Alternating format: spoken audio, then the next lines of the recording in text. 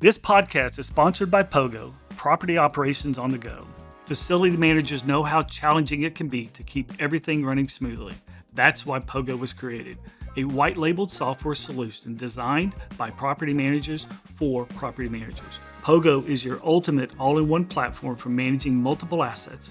With Pogo, you communicate with your tenants, manage maintenance requests, control property access, manage bookable spaces, and much more. Plus, with advanced analytics, Pogo empowers you to optimize your operations anytime, anywhere. The best part? Pogo is completely customizable to fit your brand and business. Simplify your operations, enhance tenant satisfaction, and save money with Pogo. Ready to make the switch? Visit gopogo.us to schedule your demo today. Pogo, one system, multiple solutions at your fingertips. Hello everyone, Mark Beffort here, bringing you relevant discussions with leaders in the commercial real estate community. I'm really excited today to have Jeff Seymour here with me. Jeff is president and CEO of the Innovation District. Now we're going to get into what the nomenclature and stuff. Yeah. You and I have talked a little bit about that. But 100%. You're running the Innovation District, which is really a pretty cool thing. 100%. I mean, I'm not sure about 5, 6, 7 years ago. A 1.3 square mile area was designated as Oklahoma City's Innovation District, which has unique characteristics about it, as well as what we ultimately want to build within that district. 100%. So before we get into that, I want to hear a little bit about you and what your path has been to where you are today. Sure. And so give us a little background. Well, it's interesting. I think it's so fun to hear how we all got to the point that we're at, and you and I can have this conversation. It's fun to think about just how different folks get to the positions that they're in. But, when I started out, I didn't know I wanted to be in economic development. I thought I wanted to be a basketball coach. And so I was going down this pathway and I just wasn't finding my way. I just wasn't finding myself really hooked into that culture, that lifestyle. And so I was in junior college actually at the time and just took a couple business courses. And for some reason, the lights just went off that this is how a market works. This is how businesses make money. And I think at the time I was trying to think about, if you took business acumen and you overlaid that over a community, what would that look like? And I thought it was as simple at the time, and you'll probably get a kick out of this, of just, picking up a phone and calling, Honda and saying, hey, I've got this giant piece of property outside of this little small town in northern Oklahoma, and why don't you build a plant there? Not knowing all the whole thing. So fast forward is, just got into the world of economic development, saw it as that place where you use business acumen and you use all the tools with the trade that we use in business in many other ways, but you do it through the lens of how do you create economic outcomes? And how does the return on investment you create turn into jobs, capital investment, economic dexterity, and overall growth? And so, went through a couple of different iterations of running small organizations in small towns in Oklahoma and Kansas, and then had the chance to come here and eventually ran economic development for the chamber. But you kind of go down the Innovation District path. It was really interesting, I think, if we think about economic development in Oklahoma City. We've done so well as a city the last 30 years to build inertia on many, many fronts. And I think we've done civic innovation so well on many fronts. But I think we've lacked a tool that helped us really think about what's around the corner and how to also think about how do we develop spaces, places, programs, and tools that help enable that new economy to flourish. And where does the spiritual home for that exist? And so when I was doing more traditional work at the chamber, I just felt this tug and this pull of, hey, there's this, what if we leaned in these new ways? And I kept writing down on paper and just iterating about if we did use the Innovation District toward its fullest potential, what that looked like. And so as they went through a leadership transition, felt it was a good time to make the jump. Well, you've had a front row seat of some really pretty remarkable things that as this city continues its trajectory. Yeah. And I think we both agree that the Innovation District has the ability to be that future driving force that helps offer another industry to continue to diversify and grow our economy. 100%. And so I'm glad you decided to make that switch because I think you're the right man for the job. So thank you. For all the viewers out there, so we have Innovation District, which is a Right. 1.3 square mile area. Yeah. But then you're also called the Innovation District. Right. Kind of give everybody just a clear picture of what we mean by this. Yeah. So I think if you take the Innovation District as an entity, to your point, and you and I have had this conversation, this is the question is what is the Innovation District? I would say we're really a regional leadership organization that looks at the world through those nonprofit returns of what we're trying to generate around creating the next generation of the economy in Oklahoma City. Thinking about the built environment, thinking about programs and events, thinking about cluster strategies, and thinking about economic mobility that really spans the entire region, and thinking about how we create tools, connections, and investments to sort of enable that growth. For us, though, if you looked at the density of traditional innovation assets in the marketplace, many of them have been traditionally housed in that 1.3 square mile area you described. So I say if we're regional in nature, but what we look back at the pieces of the economy, the pieces of the clusters that have driven the most growth from an innovation perspective, most of them were housed in Northeast Oklahoma City. So I would say our spiritual home is in Northeast Oklahoma City. Yeah. And I also say that, if you looked at the market as a whole about where economic returns have been generated for the population, it's interesting. You have the most amount of economic density and innovation assets in Northeast Oklahoma City, but you have the most disparate, I think, set of economic returns for that neighborhood. Yeah. So I think we say that in that 1.3 square mile area, we want to be the partner that helps connect that innovation growth with the neighborhoods, and also taking that bigger overlay to make sure that the whole region's experiencing growth in the right way. So we're in this game together. 100%. So we've got a $200 million development here that's really centered around new innovation and technology in whatever sector it is, but Right. we've kind of honed in on the life science and aerospace and defense. Yeah, 100%. So we have a research facility we call the Tower at Convergence. And then we have the Innovation District, which also has a city park in the middle of it that's anchored in between our two major university facilities, which is OU and OSU. Yeah. One of the main reasons that we have done this in Convergence and Innovation Hall is to really raise the median household income in 100%. Oklahoma City. Right. If we're really good at advance ourselves, the average household income needs to rise by $20,000+. We need to get to that next level. Yeah. What do you think are some things that we can do there to make that happen? Well, first of all, let me go back, and then I'm gonna jump ahead. So if I think about that regional overlay I described about that, for me, a nonprofit that looks regionally, it talks about the spiritual home in Northeast Oklahoma City. To me, the first piece of major success that is starting to emerge is convergence, that neighborhood of convergence that ties into Innovation District.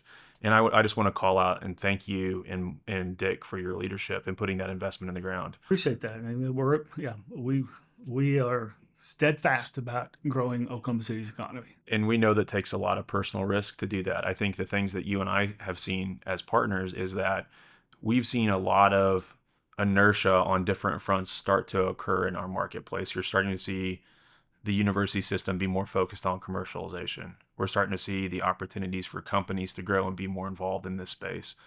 We're also seeing the opportunity for smaller net new companies that want to put their first footprint here, be here and be part of this ecosystem I just talked about. But without the right real estate to point them towards, that they can get involved in the ecosystem quickly, it's really important to have that place that's already in motion. And I think that's what convergence represents. It's, there's a lot of other tools that can exist in the ecosystem, incubators and stuff like that, but you have to have a place for the corporate cluster to get really involved in this ecosystem. And I think that's what convergence represents. Yeah. So I agree 100% with you. And it's the next 5 to 10 years are really, really going to be key and critical for us as we develop this. 100%. So from an economic development standpoint, all the data and the stats, and you Sure. have to, because as you talk to convince companies to move here, Right. You have to understand what your weaknesses are and what your strengths are and be able to sell those. Yep.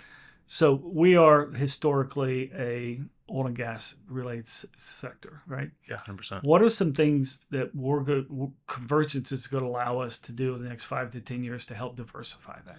Yeah, I think it kind of goes back to that conversation I just had. Is if you look at the market as a whole, again, rapid growth for the last 30 years, and for so many different types of traditional economic returns, we can point to a lot of success. But I think we've lacked momentum in the innovation economy. We've been behind other pure and aspirant markets when you think about new company starts.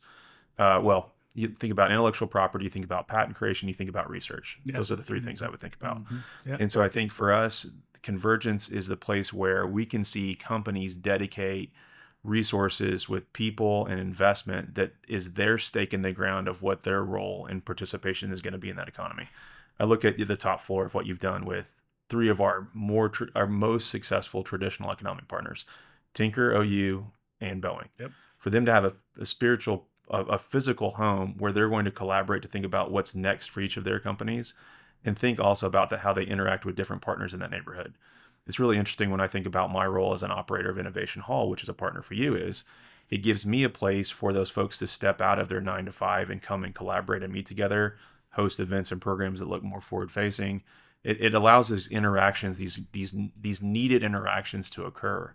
And so to your question, the things I'm most bullish about right now is that we're providing a framework where those partners can start to think about the future, and then I can support them with infrastructure over time.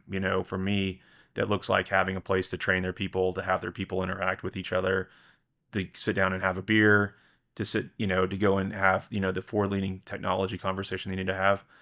I get really bullish and excited about where the aerospace, defense, and transportation technology cluster goes.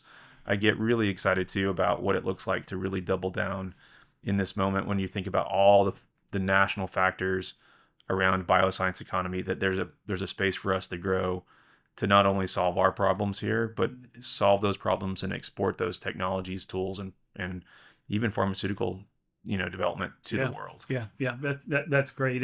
And parlay that to what we're doing at OKC 577 from 100%. the manufacturing sector. 100%. We've got a couple of prospects right now that are looking at having an office at Convergence and building the manufacturing plant at OKC 577. It's a perfect marriage. And the interesting thing about that is, the private-public partnership arrangements that we work here in Oklahoma City are truly remarkable. How well we get along together, and we work together to grow things like Convergence, like OKC 577, all the other partnerships, and everything we do at MAPS. What's your thought on that? It's just, to me, it's remarkable. I do. I think it's really special. I prior to coming to Oklahoma City, I was in a different market in a different state, and I think that you had civic leadership, but you didn't have this intertwined goal of creating a stronger community, knowing that if we all create a stronger community, the returns flow backwards to all of us in different ways. And I think, to your point, like I'm thrilled also that we're not just looking at one piece of the economy and hoping it's successful. We're doing that and stitching together an overall economic framework. My job now is not to go out and recruit the new companies.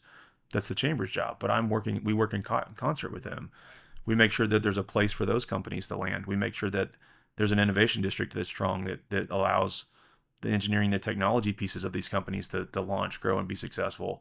And to your point, especially, it's so beautiful, I'll use the word beautiful, for that to be this connective tissue that helps traditional companies reach in, be part of research partnerships, invest in the innovation ecosystem where we're having startups that need to connect with them as well. And then also be able to pull that in and say, help the new companies as they come and locate here also be connected. It's just this, it's got to be a sandbox. Yeah. So some of the things that all the way from the 90s, 2000s and stuff, we always talked about this brain drain. Yeah. So we have tremendous talent here. We have tremendous universities here, but people didn't want to live here. Yeah. And they would move. They would grow up here. They would get educated here, but they would go find jobs elsewhere. Yeah. That's changed. Yeah. And I think I saw a stat recently, for the first time, we've had an positive in-migration of people from Texas, whereas typically it's been an out-migration. That is a huge reversal of that. 100%. Yeah. Well, it's funny. If I look at the baseline, I can talk about esoteric, about growing a regional economy, and I can talk about, the role of innovation, all that stuff. At a baseline, and I think this is what I love about our work together and others, is we're just trying to make Oklahoma City cool. Mm-hmm. And I think what has happened in Innovation District is we're adding an element of cool in a place that felt like a suburban part of downtown. Right. Yeah. We're building a place where people come and have a beer after work and have a cup of coffee, and that just at a baseline, we're trying to create an environment where, that the major institutions, OU, PHF, OMRF, that their people see that there's an element of cool in their own backyard, and they want to be part of that, and it makes it so much easier to recruit and retain people here. And then we overlay that with programming that helps create that connective tissue. We overlay that with capital. We overlay that with real estate. And then now we're starting to hum along a little bit. Yeah. I love where this is going. Yeah. Innovation districts aren't something new. It's not like we created innovation districts. Right. It's happening across the country. Right. And it sure seems like a majority of the innovation districts are really built around academia and major universities. Yeah. And the research, as you said, the things that come out of the universities. Oklahoma City's innovation district is in the core of downtown. Yeah. And we built it right next door to the OU Health Science Center, which is truly a fabulous asset. 100%. And you and I have really engaged them. And I think they're going to be a tremendous supporter of the innovation district. What are some things in some other innovation districts that you have seen that had worked well? Yeah. And some that happened to ensure that we don't make those same mistakes on things that didn't work? Yeah, I think there's a couple things. And I've tried to think about that over the last couple days. I think if I look at an ecosystem like ours, it's really helpful to have a non-biased tool that helps these other organizations be successful. And I'll go down the path there for a second. Yeah. I think, like some of the inertia that's happened in the bioscience space over the last 5 or 6 years has definitely been driven by the private sector. It's definitely been driven by the leadership and research at things like OU, HSC, and OMRF. Mm-hmm. But there was this need to bring in federal dollars to help sort of create more infrastructure. For us, that was more translational research labs. It was core labs. It was training facilities and a bigger framework. I think our role as a non-biased partner is to be able to create the coalitions that are necessary to bring those tools and resources to the market, and also bring those tools and resources from outside. So in this case, bringing in a large federal grant that helped to strengthen the infrastructure to help that cluster grow. I think in a lot of these places that you just described, an organization like mine would be tied to one particular partner, which is great. But then everything you're doing is generated through that partner's set of returns, right? Not the community as a whole. Sure. And I think that's where we're kind of special. It also creates a set of challenges. You got to figure out how do you pay your bills every day. Yeah, it does. It creates. We've had these discussions, and we're in the infancy stage of this innovation district. Right. Innovation districts don't. I kind of want to get into that. So, yeah, sure. So, in today's world, the younger generation wants to do everything behind a screen. Yeah, fair. Whether it's in their hand or on their desk. Yeah, 100%. We have built a place. Right. That is not. It's technologically advanced. It is a very advanced facility in terms of what the infrastructure is. Right. And how it's designed is intentional. Yeah. But it's a place. Right. And I believe that we now have a place that is going to attract those people. What do you feel about that? 100%. I mean, I guess this is where I make the selfless plug for Innovation Hall and Convergence, and people coming who haven't seen what you have built in the city and MAPS dollars and now we operate, to come see Innovation Hall and to come see Convergence. I think it tends to blow people's minds. I think that even if you say I'm going to be behind the screen most of my day, people still need human interaction. That's right. And for us I think the things that I look at Innovation Hall as a piece of this puzzle as an operator, which touches on some of the mission I just talked about, this programming and events and the built environment and also cluster leadership is that we needed a space in Oklahoma City where people could gather to have different types of conversations. Yeah. For me, I'm trying to fill a gap where I've got, cafe where people can just come and hang out and not have to pay the coffee tax to get the work done, but also have very small and fractional, human-focused interaction. I've got these breakout rooms in the back where a small nonprofit or a company trying to pitch to an investor can use technology to help sort of tell that story, to your point, not behind a screen, but really sometimes when you have to be in person.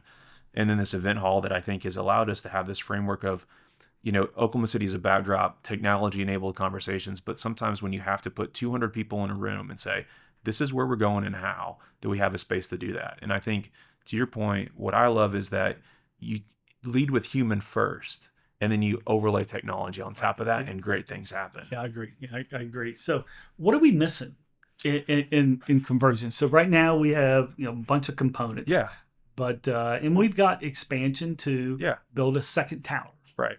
And we've got a site that we propose to build a hotel on. Yeah.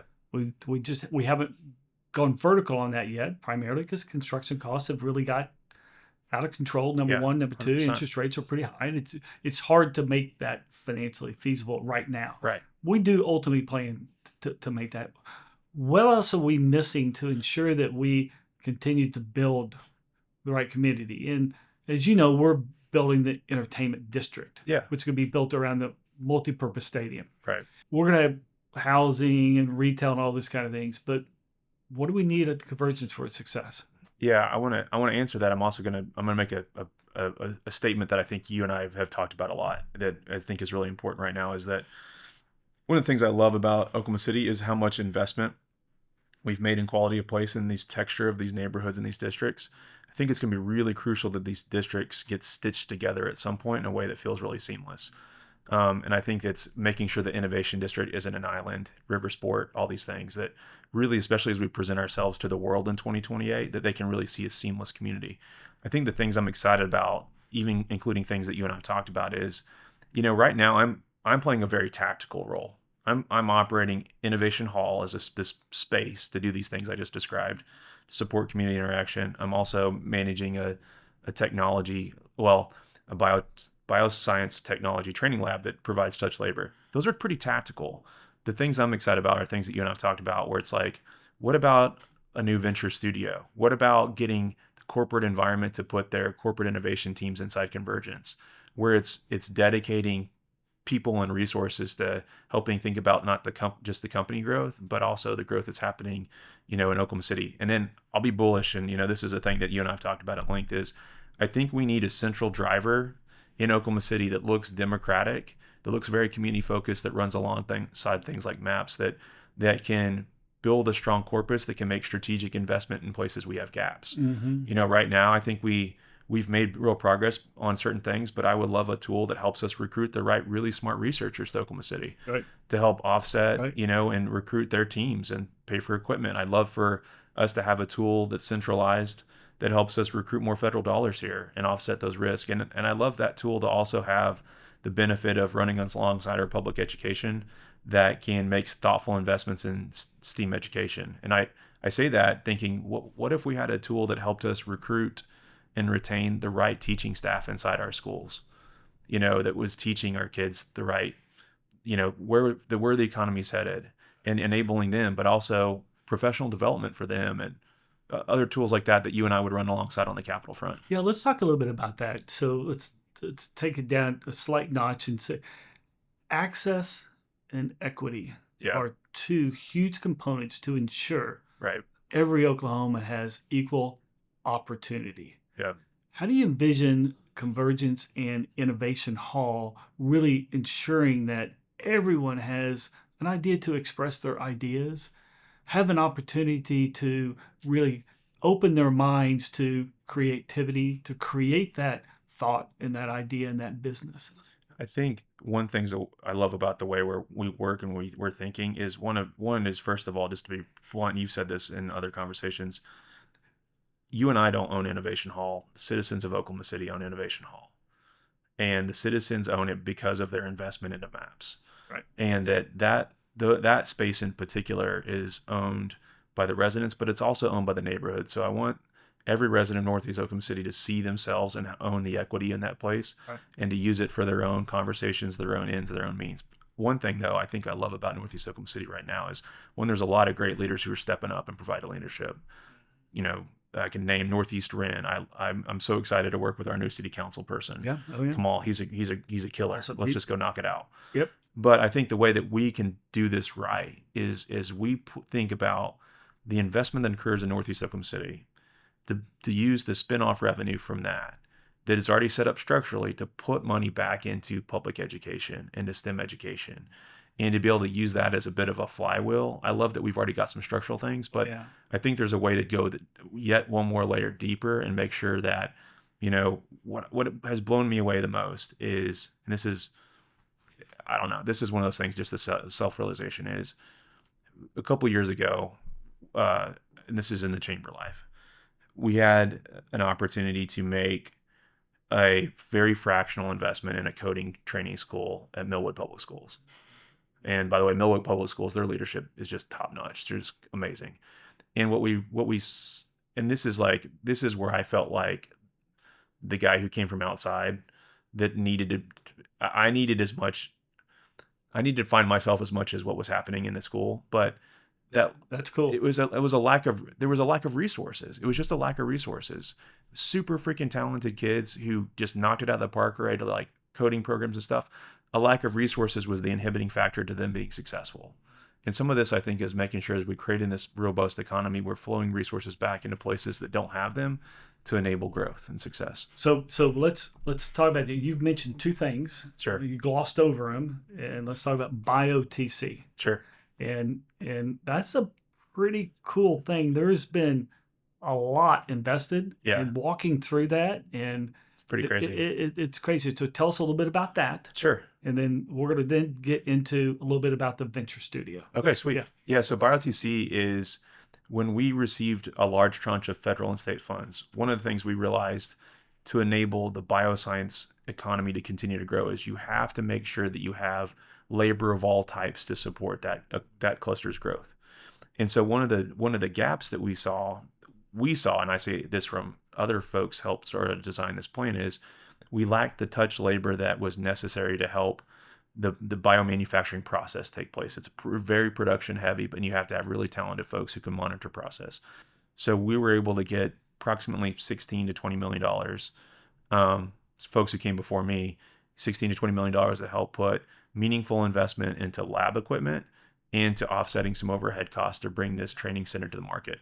And essentially what it does is it is a place that is a facility that mimics the environment of a modern biologics manufacturing process. So think about high-end drugs that solve human-centric problems. I basically have a lab that looks at the upstream process to manufacture proteins, to distill those proteins down, and then also a really strong QC analytics lab that basically says, hey, if you're in this process, here's how this actually works. So before you step into a private industry, what to expect, what to look for, how to operate, and how to be successful. What I really love though, Mark, about that asset is the more we peel back the layers of what that asset represents, it's a shared use asset for the community as a whole. There's so many other industries, there's so many other partners that have those same needs, especially QC analytics, that we can partner with others now to train the labor for the future in healthcare industry, lab techs. We can talk about food science. We can talk about all these things where we can now be partners for them to come in and use that resource to train their own teams to be more successful. And I just think I can't state it enough how powerful of a resource that can be. So all those people listening are to us today, if you haven't been to Convergence and haven't seen Innovation Hall or the BioTC, you got to see it. It is truly amazing. The asset that's sitting there right at the intersection of the interstate and 8th Street. Well, and I think too, the way you and I've talked about it, and I think the way that I can't express how grateful I am to have partners like you and Dick in this process. I appreciate that. If likewise, we feel the same. We're in this ride together. We are. Yeah. But I think it's this community-centric approach. I think what we're all excited about is these are tools that the community can use for their own benefit.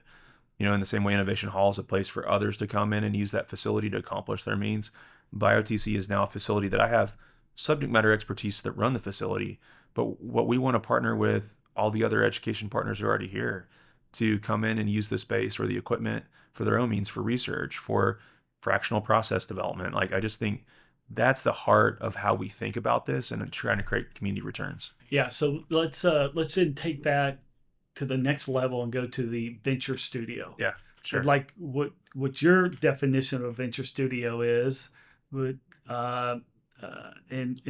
why you're so excited for that. I think, and you and I have talked about this a lot, and I would love to hear you kind of express, because you and I've talked, but I love your version of it is, I think a venture studio, when done correctly, again, you think about if you parse apart an innovation ecosystem, what it requires, it has to have people, it has to have ideas, it has to have business infrastructure, and also has to have capital. And a venture studio stitches all those things together. What I'm interested in from my side is I feel like if I look at Oklahoma City as a whole, one of the things that we've lacked is a traditional, I would say, corporate innovation infrastructure where we've had so much success creating intellectual property in so many ways, including in the energy space, but it leaves. Or that we have cool products we create and then they have to go somewhere else to find capital. I would love a space for not just the startup community or these folks from outside to have a place where they're able to have someone look over their shoulder and look at how capital can help them grow and what resources they need and connectivity on that front. What I'm most excited about though is that traditional corporate partners who are already here can plant a corporate innovation team inside that, or an innovation team or an engineering team, right, that their products are also getting that same fostered support, and that team can also look at these other new products and businesses we're creating and seeing, does that fit in their portfolio, and how do they might be a resource partner or even a capital partner. Yeah. So I just think it's creating that density of that environment that allows us to really have a space that says we're going to focus on growing companies and helping them have the resources they need. That's right. And if you meet certain criteria, we're going to give you free space. 100%. And we're going to provide the capital for you to grow. We right. want to grow your ideas and having the mentorship and having as you said, the business resources, having everything that allows you to be successful. It's funny, going 5 years back or 7 years back, there's just been this argument in Oklahoma City that if you looked at the innovation economy, that we haven't performed as well as our peers. And there was this argument, I think, that, well, there's just not as much deal flow. I would make a counter argument, and I would say we haven't reached deep enough into the community. We can't. I would just say, look at the way we've bootstrapped ourselves in so many other areas. You and I know that there's people that are trying to bring products and ideas out to the marketplace, and we know there's things that are sitting on somebody's shelf somewhere inside a corporate lens somewhere that can then be commercialized. And right. I think what we've said is it's not that there's been a lack of ideas or deal flow. There's been a lack of thoughtful intermediaries that can help these things come to the marketplace. And connect them all together. 100%. I agree 100%. Okay, so let's, 10 years from now. Yeah. If you were to put your lens on. Sure. What does it look like? Well, I might have some gray hair in my beard at some point, maybe. But not like my hair? Yeah, a little bit like your hair. I think what I want to... One of the things I think that we've also lacked is measuring innovation success as a community.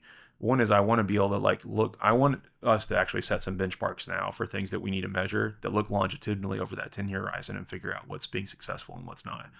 I'm really excited about the direction that OU and OSU are headed for them to be much more part of the economic drivers than they've always been. They've always been great, research and academic partners, but to see more commercialization come out of those institutions right. and stay here in Oklahoma City. Right. Yeah.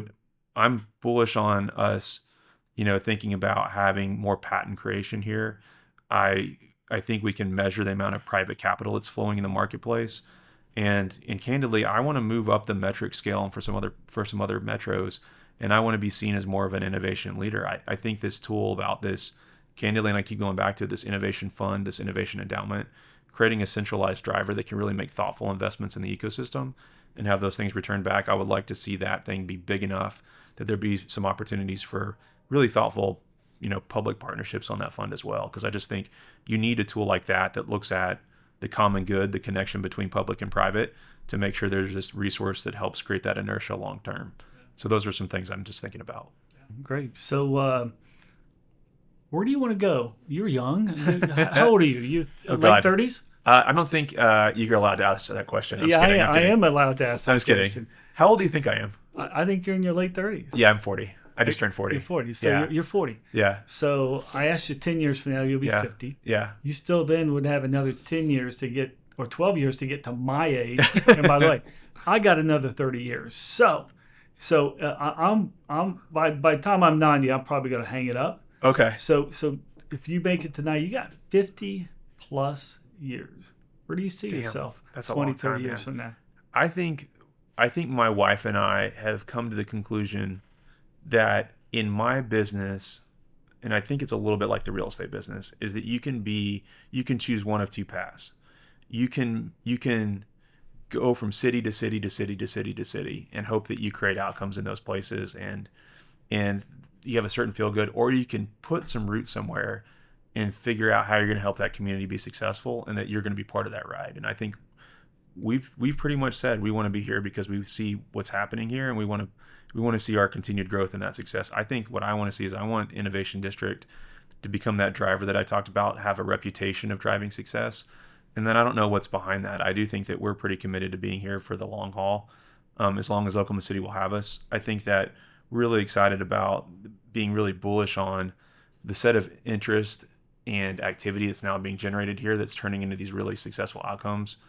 I say all that to say is I really am focused right now on building Innovation District as a tool and a resource that the community can be really proud of and have trust in, and they can show leadership, and we'll see where we go from there. Well, Jeff, I can't tell you how excited I am for our partnership. Thank you. We touch base, talk, text, email multiple times a day. Yeah. We got a long road ahead of us. Same. I wouldn't want to be in this ride without anyone else. Appreciate your leadership. Appreciate you. And frankly, you stepped out and moved from the chamber, which is just a awesome organization that really drives economic development from Oklahoma City, to partner with them, but in a completely different capacity role. So I appreciate that for you. And I think that what I get out of today and these conversations, but by the way, every time I talk to you, I get a different perspective. And I thought you did a really good job today of really clarifying and succinctly telling us where we're going. But it's about collaboration. It's about 100%. working together and not doing it alone. Yeah. Providing, and that was what I would say is the real op of the day. So appreciate your time. Thanks a lot. I think you kind of, I will hit on one more point that I think ties maybe some of this together is, if you looked at Oklahoma City as a whole, I'm so proud of what we've done as a city to turn things around and have a set of self-determination. I think when we look at the history of Oklahoma City, though, we know the next chapter of our success leans into being really focused on how we're going to create the businesses, technology, and the clusters of the future that are going to give us the most room to grow over time. And some of the clusters that we've had, which I'm so proud of, candidly, we had to have something sort of roll downhill all the way to us to figure out what our role would be in it. Yeah. Think about aerospace. Think about, we maintain, repair, and overhaul aircraft. That's awesome. But what if we built aircraft here? What if we designed aircraft here? What if we were up the food chain around R&D? Same thing with bioscience and healthcare. The ability to have that piece of the economy work really well and have more self-determination, I think that's ultimately what you and I are trying to drive at. And it requires the right real estate, it requires the right thoughtful partners, it requires the right infrastructure, and it requires the right investment. And I think what we're trying to do is give Oklahoma City the most amount of opportunities at the most amount of bats to have more self-determination moving forward. Gotcha. Great. Well, thank you for being here, Jeff. Thank you. Appreciate you. In our next episode, I'll be joined by Kenny Sunel, President and CEO of the Alliance of Economic Development of Oklahoma City. Kenny plays a key role in shaping how public and private partnerships come together to move our city forward. And his work is all about turning big ideas into real, impactful progress. We hope you enjoyed our discussion today and learned some things along the way. The day is what you make of it. See you in 2 weeks.